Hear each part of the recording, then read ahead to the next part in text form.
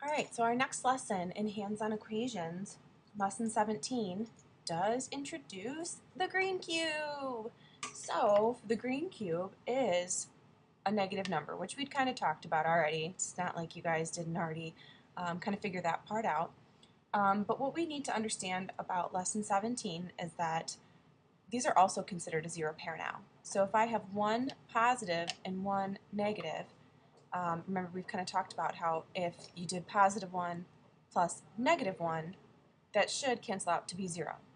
So all lesson 17 is practicing adding and subtracting positive and negative numbers.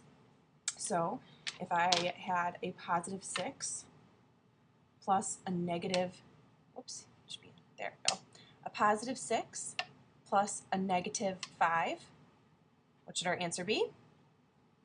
And hopefully you said a positive 1.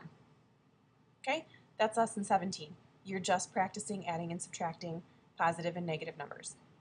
All right. Lesson 18 then uses that.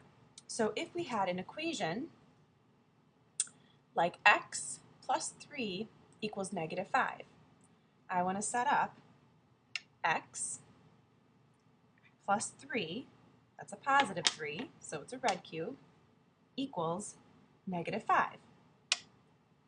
Now, how do we go about solving a problem like this? Now we have red and green cubes hanging out, so what are we going to do?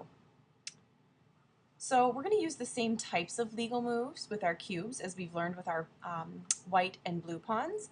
So in a situation like this, I could take a green cube to add to here and a green cube to add to here.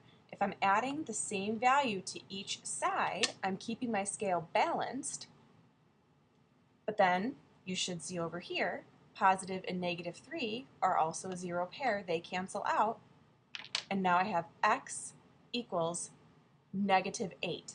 Negative 3 plus negative 5 is negative 8. So our answer here would be negative 8.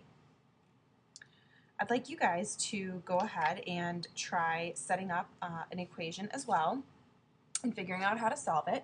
So we'll kind of go through this step by step. I want you guys to set up this equation here, 2x plus negative 5 equals negative 7. Okay, so let's get our 2x plus negative 5 equals negative 7.